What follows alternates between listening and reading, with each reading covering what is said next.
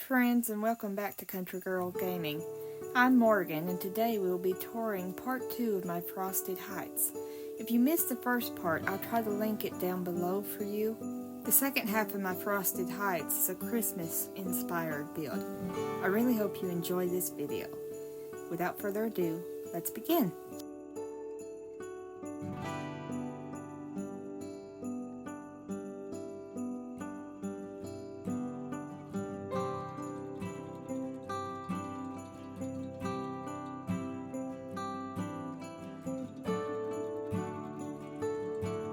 We are going to start the tour off at this blue ice bridge.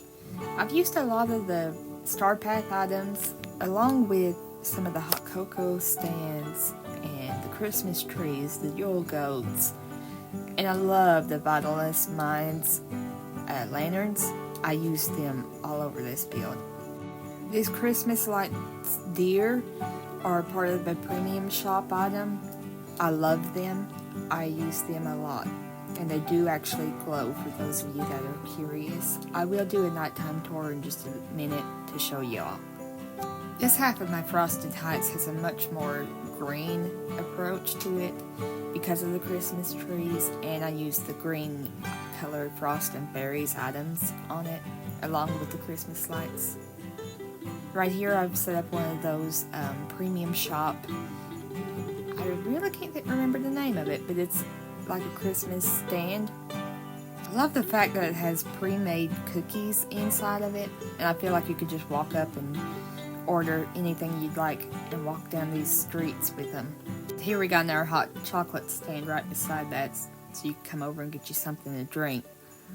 It's very important to me with my builds to have a workstation too, a crafting station, so I have used the Frost and Fairies one right there, along with this gazebo from the Frost and Fairies Star Path. And I set up that table right here because I felt like it kind of tied in with all the Christmas, and that they could bring their cookies or any kind of desserts that they buy over here to have a place to sit down and eat and enjoy it.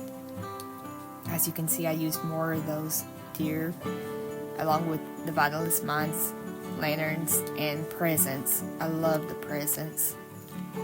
And here we used, this might have been from a Frost and Fairy Star Path.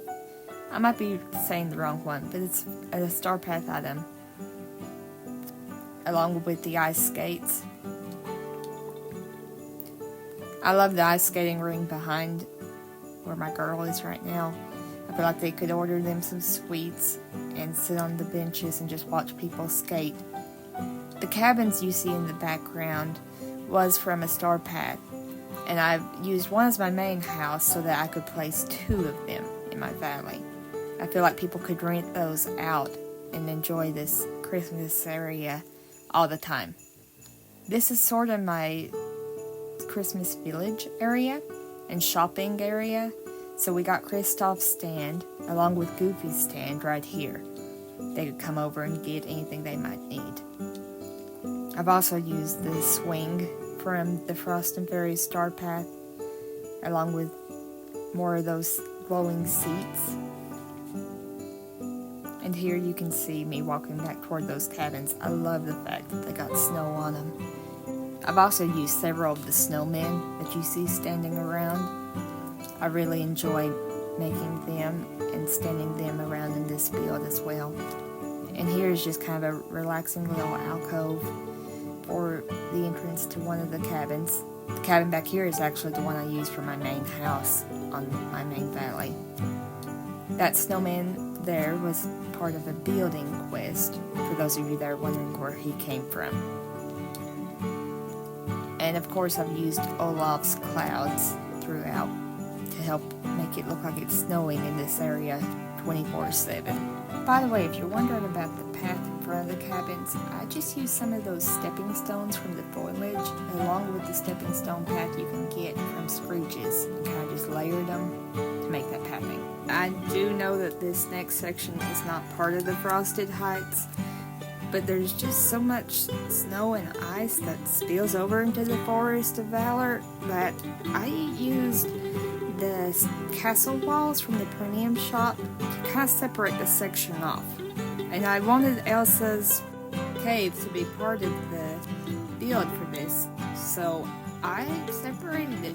I made it part of my Frosted Heights in my head. And I also thought that this frozen house was wonderful. It ties right into Elsa's cave and makes me think of a mining spot. So I used it right outside of her house. I feel that it just kind of ties the whole place together, and it makes it tie back into the Frosted Heights. I hope you enjoyed that little area as well. Okay, now we'll show the build at night for you guys. I really enjoy the Christmas lights that glow. And I like that the snowman's clouds actually have snow falling out of them. And they also put off a glow themselves. I just think this whole area looks so cozy and inviting at night with all the Christmas lights and the glowing that it puts off, from the lanterns to the deer that are just glowing. Even the street lights and the Christmas trees just make it feel so warm and inviting. I love how the premium shop building back there really lights up with all the Christmas lights as well. It's beautiful, I think. I think they really did a good job with it. And even the lamp on the Frost and Fairies crafting table, I just think is so cute, lighting up.